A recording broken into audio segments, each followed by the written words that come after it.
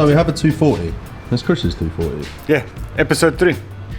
If you don't know by now, which you probably do, we built Jamie's car from Officially Gassed. And that car was so much fun to build, and the way it drives and performs, and it's just epic. So I pretty much came to the end of the journey with a hybrid. We then worked with a company called Walton Motorsport and developed that same kit that's on Jamie's car, is now built by Walton and available to the public. We were getting a lot of queries and stuff like that, and it's not something I want to go into or something I want to do. It's not really what we cater for. They manufacture the kit and it's available for the public.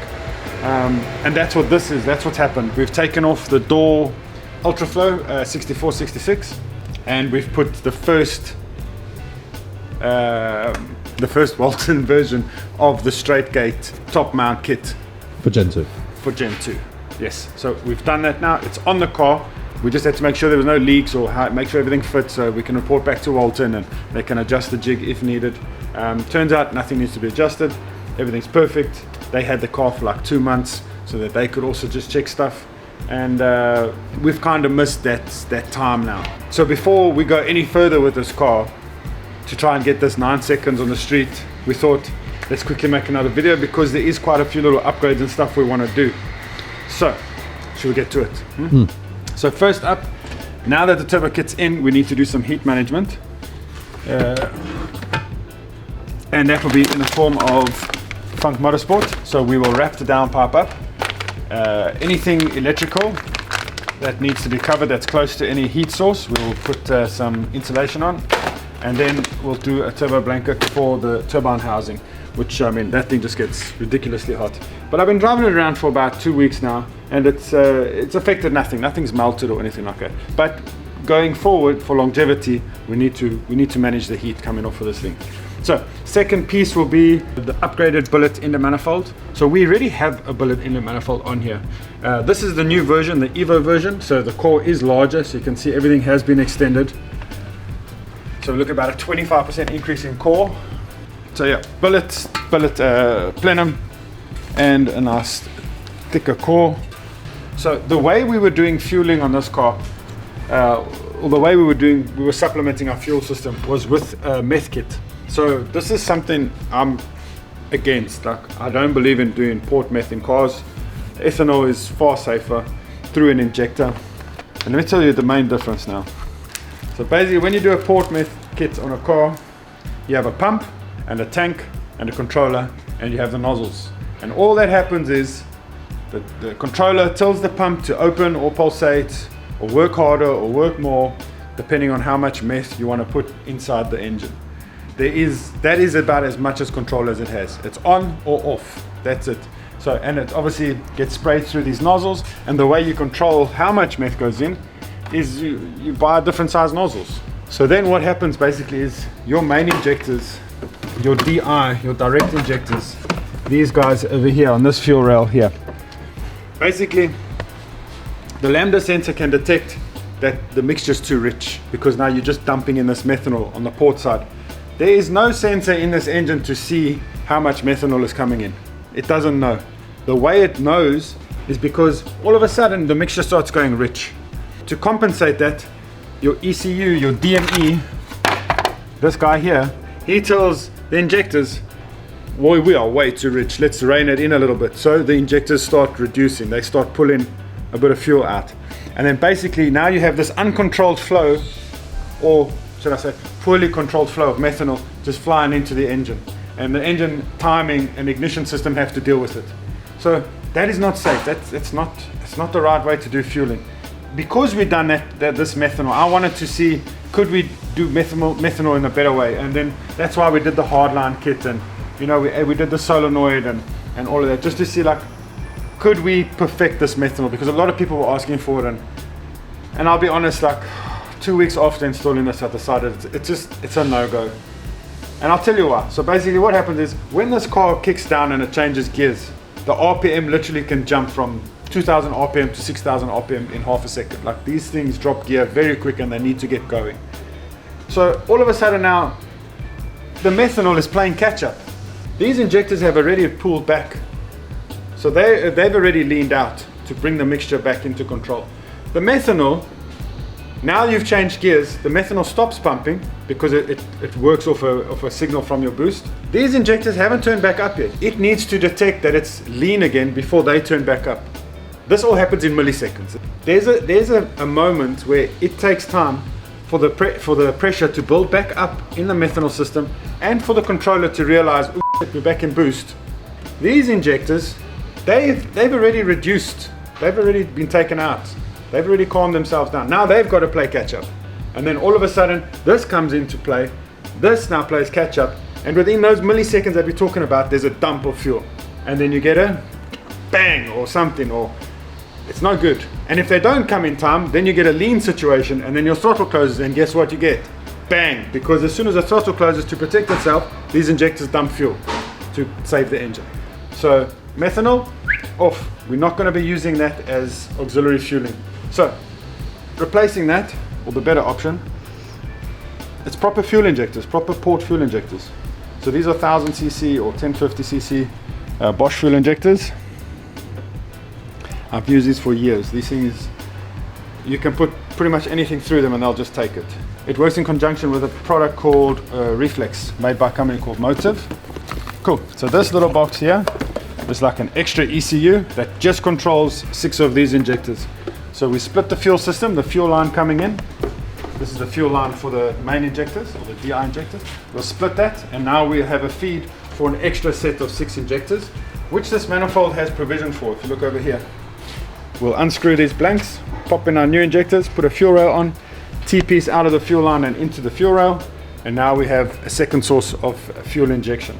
Now the DME knows, I have 12 injectors. I know which injectors are flowing more. I know which injectors need more.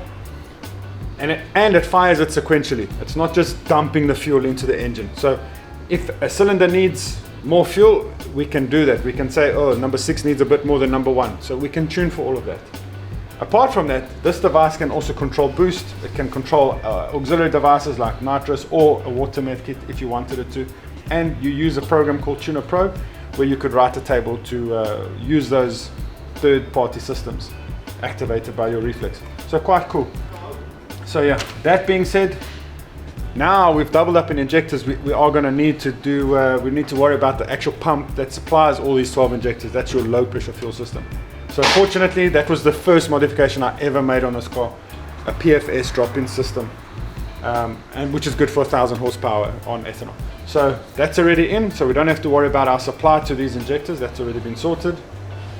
For this kind of setup with this turbocharger, the turbocharger is rated to 1100 horsepower. It's a Turbo Smart 6870. We don't need to go all the way to 1100.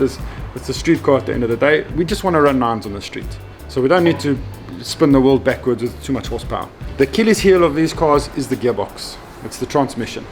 ZF HP51, and 600 to 700 horsepower, that's the death zone for these things.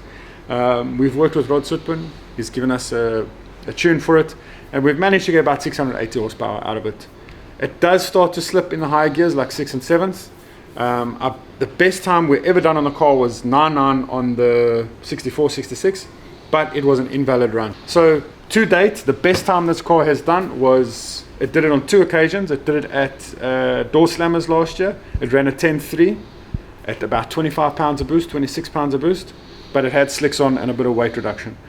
And then after having fun with the car and retuning it properly for the road and everything, I think the best we ever achieved that was valid was at, again, 10.3, and that was actually with all 4 of us in the car. So not bad. It shows the potential. The hybrid systems, the door turbos, they can get you close to that 9, and I believe with a bit more time we would have got a valid 9, but I'm quite impatient and I want to do 9s easily and on demand without much effort. So hence we've gone down this route, because after we built Jamie's car, I couldn't have a car without this turbo kit on. It just, the way it sounds, the way the car pulls, it's amazing.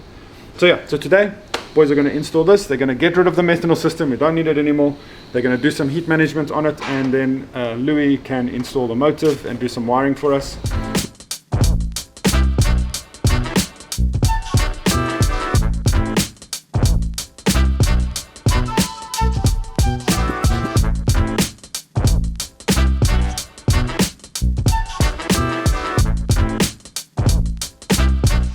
And we're shooting.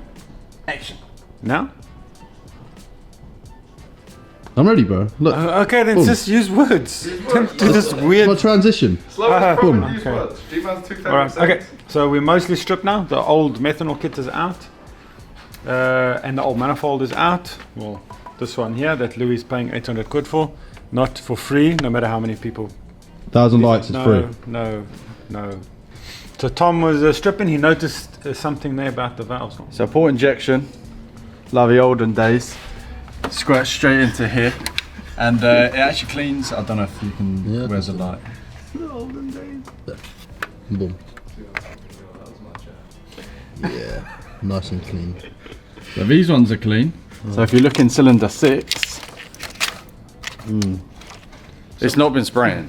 It's dirty. It looks like cylinder 6. The nozzle hasn't been doing a good job. Which for all you B58 boys, no cylinder 6 runs a bit hot anyway. So Yeah, that's G-Man the was on the cylinder you verge of another built So engine. had we carried on with this setup and kept pushing it and using that as our supplementary fuel, we would have had problems, guaranteed. This is how we split our fuel system. So if you have a look here, that's our ethanol sensor over here, and these are the 360 fittings, which allow us to intercept our fuel. So this will go on there like that. Obviously, we just want to lube that up a little bit, and then now we'll have an extra fuel line coming out to our fuel rail. So yeah, Barrel's going to go ahead and finish his job that's taken about 4 hours to do. Yeah, you better not scratch my manifold, pal. No, Bill, stop, man. Bill, stop. It's not So funny. that's not my manifold anymore. That's yours. You still owe money. Whatever he does to it is not my problem.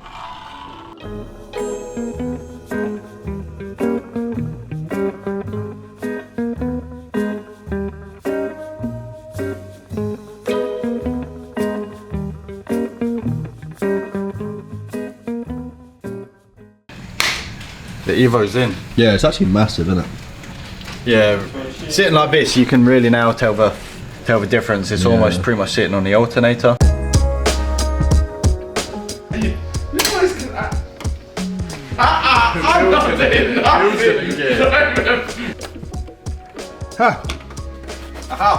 I am mechanic. Great success. I am mechanic.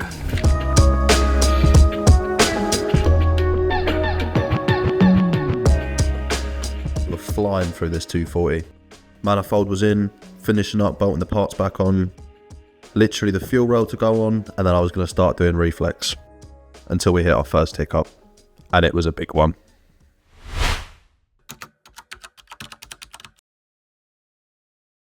So at this point, we realized fuel rails don't fit. So if you give me a second, let me run and get a fuel rail and show you what the problem was. If you have a look at this fuel rail over here, I don't know if you can get in there, Lou, you can see how much taller it is now. So because the manifold is thicker, everything has to lift up. And the engineer who did the drawing didn't realize that he needed to extend the fuel rail as well. So this fuel rail is for the previous billet style that we had, or have. This is now the Evo, which is the bigger one. We needed a bigger fuel rail. And unfortunately, doesn't matter how much money you can throw at a problem, everything takes time. And unfortunately, that solution that you're looking at now, that took us 6 weeks. So that's why I kind of look different and Louis looks different. How do you look there, Louis? I stayed behind the camera, pal. Look, I haven't had a haircut in 6 weeks, so Do you know what I mean? G-Man's had a shave. Ish. Okay, so Tom has already started making fuel lines. I think he's on his last fuel line that he needs to make. Then we'll fit the injectors, fuel rail, and then Louis can jump in and start doing the reflex. He's going to mount the reflex there, and basically, I'm sure we've explained this before, what the reflex does. Yeah. Add 6 injectors to the system, talks to the DME, which is this guy over here with all the plugs in him, and they all communicate nicely so that all 12 injectors work together to give us a power that we want. For now, we're going to stay on the stock gearbox and stock exhaust system and try to do a 9 like that. While the boys are at it, or while Tom's at it, I'm just busy doing a catch can. Big up the nuke catch cans. So yeah, making a nice little bracket for it. We'll pop the catch can on. Oh, and we also had this, Powder coat. we had that powder coated. Yeah, I think this is a nice touch for the, We've done a few now The for customers, to Gearbox, be fair. Big difference. yeah. because the Supras come black, but for some reason Yeah, the G G-Series series BMWs didn't. I think it looks better in black, man. Yeah, way nicer. But anyways, cool. So yeah, Alright, do get some to work. it and yeah, you do some work. You do Bye-bye. some work. Bye bye. You have been waiting 6 hours for you to get this mounted, pal. I literally made this in 10 minutes. Okay, so I've asserted now that it's for the 17th time that it fits, so I'll go drill some holes.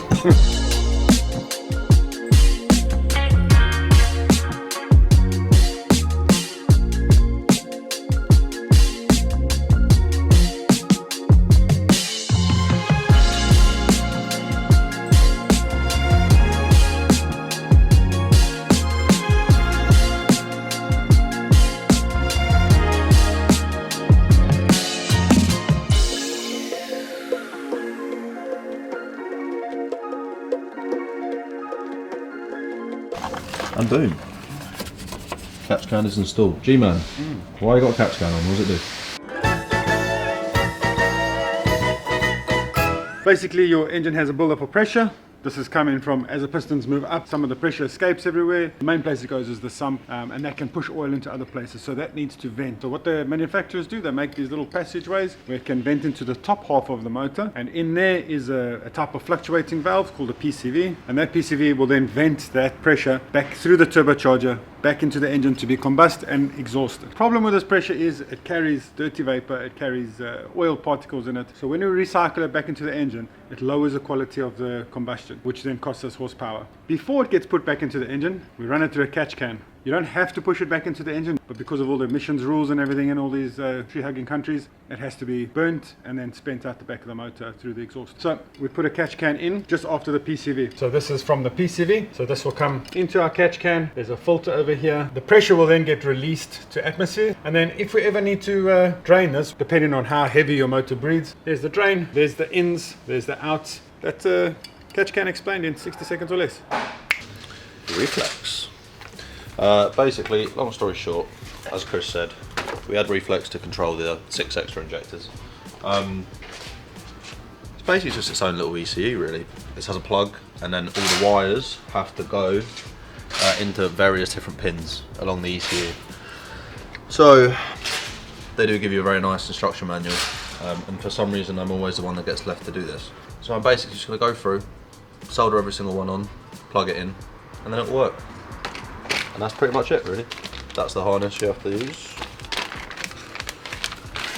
which is obviously like crazy long, because on most of them, actually I think all of them, we put the reflex in there, so it's only got to go from there to there, so these pretty much get shortened like all the way to that. Yeah. But yeah, so I'll measure it all up, cut it down, solder it on, and then G-Man can go fast.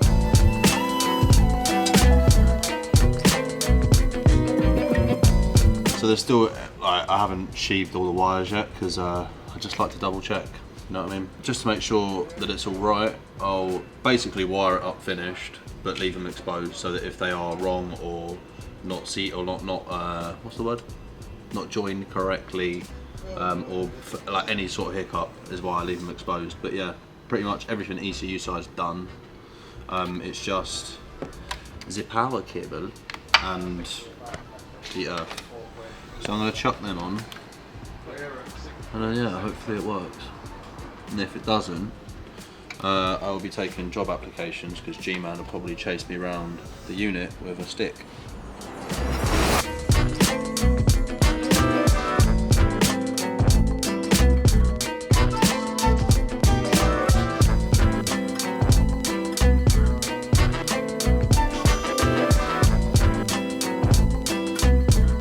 Hardware is all done now. Catch can. What else do we do? Manifold, fuel in, motor is in. Yeah. Everything's Reflex is been done. Reflex. right down there. It's all sorted. Nice and hidden away. Fuel line sorted. No leaks. So everyone's happy, turbo's on, big up Walton, shout out Nuke. our new Evo 2 manifold. Yeah. So let's go test it out. Let's see what she can do. If we can get mid 4s, then I think we can try for 9s.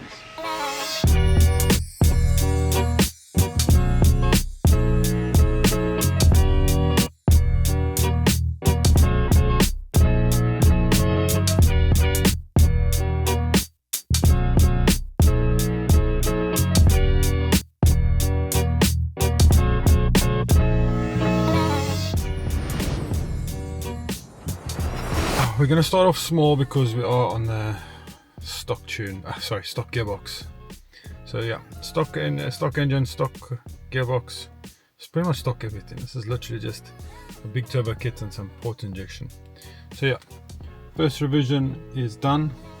Let's do some test hits. Let's give some data logs to Hass and then see if we can turn it up. We're going to start on E30 for now. So yeah, let's see how it goes.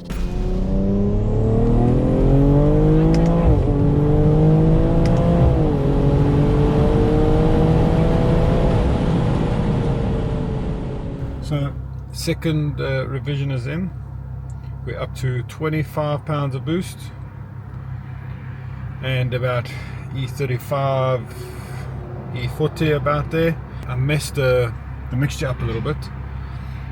So yeah, I think we can start doing draggies. The best time this car ever did on draggy 100 to 200 was a 5.2.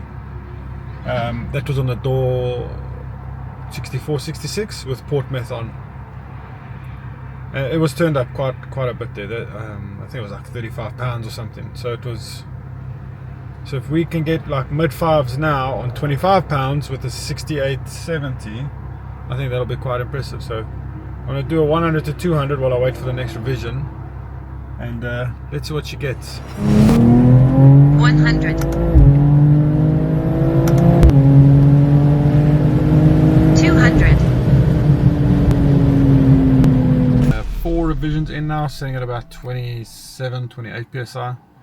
And yeah, I don't know if you can see this. Louis is probably gonna have to just re-invert this, but yeah, 5.2 seconds.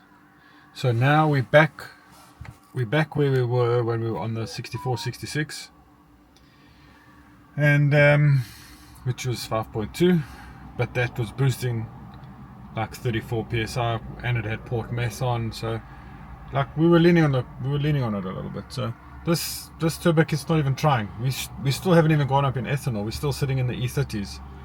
So I mean, imagine what this thing's going to be like when we go full E. Guaranteed we're going to have to change the box by then. But I'm keen to see how far we can push a stock box. I mean, if we can get low 4s on a stock box, that'll be super impressive. It'll be testament to Hass's tuning and to Rod Sutpin's gearbox tune. So yeah, I'm going to keep going. I'll try catch the next 100 to 200 for you guys on video. So just sit tight, bear with me.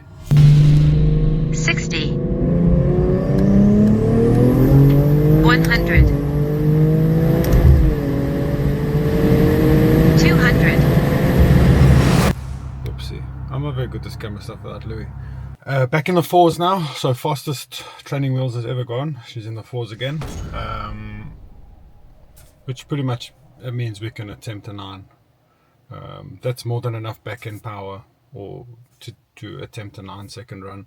It's all going to be now on the 8th, the first half of the quarter mile. If I can get a 1.6 or less 60 foot with this kind of 100 to 200 and a sub 3 second 0 to 60, then I think we can do a 9. So I'm going to attempt it on the street. Let's see how it goes. I'm at full weight. I mean, I'm actually a little bit heavier because I'm carrying fuel with me. So yeah, let's see how it goes. Stay tuned, I guess. But yeah, she's done a 4.8 and a 4.9. So let's go.